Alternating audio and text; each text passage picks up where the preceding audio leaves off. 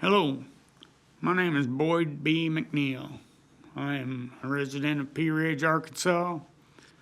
I've always wondered if there's anything out there that we have been deceived about. And for the past 25 years, I have been studying, trying to find out what the world has been deceived about. Scripture says the whole world will be deceived except for the elect. It also says there is a very narrow gate and very few people are going to be able to find that narrow gate. So therefore, that's the thesis of what I've been studying. Now, I've got nearly 400 in my book, Gnostic Wisdom, Gnostic Wisdom, Exposed or Revealed. Unveiled. How's that? Anyhow, now this one's got close to 400 things. This is compiled of my 6 books that I've written. Let Me Count the Ways in Which We Have All Been Deceived, Armageddon, The Mystery Unveiled, My People Are Destroyed for Lack of Knowledge. But I want to point out 3 things first on this here little segment. And those 3 things are secular knowledge. They're not just religious knowledge or anything to that effect necessarily. The first thing we're taught as children is the alphabet. Now,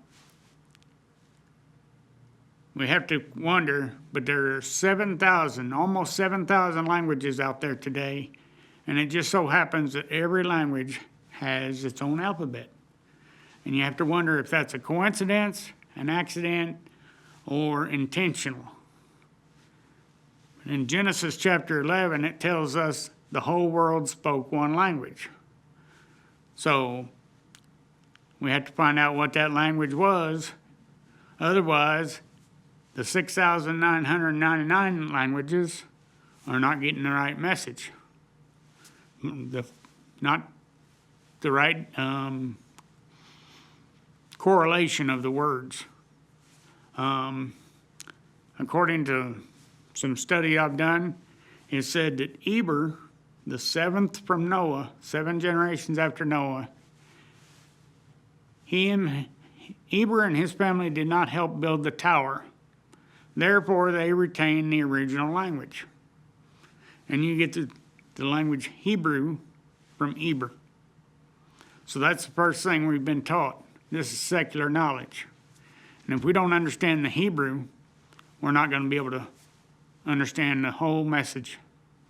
It's kind of like working in a doctor's office. If you don't know doctor lingo, you're not going to work there very long. Second thing we're taught is the calendar.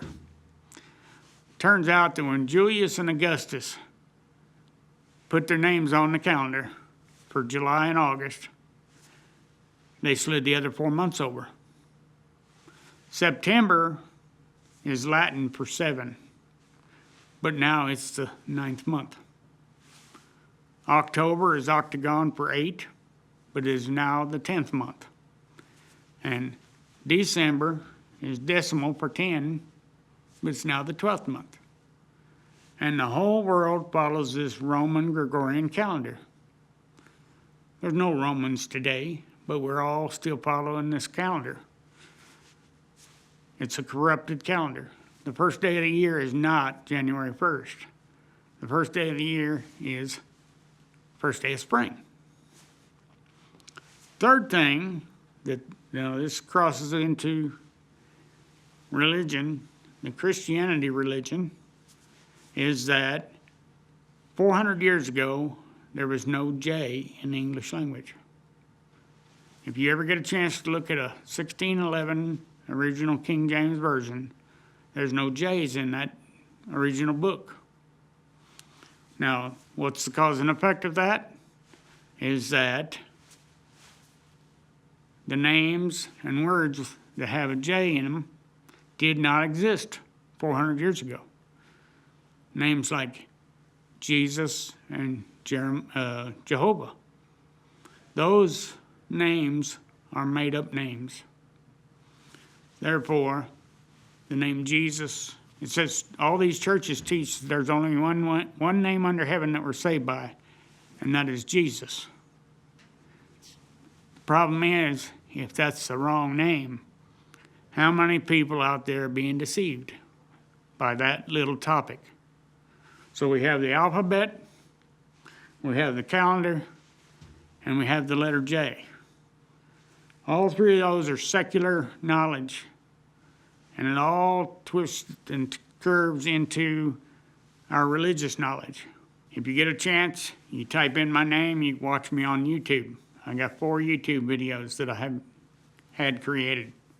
Thank you for your time. Boyd B. McNiel.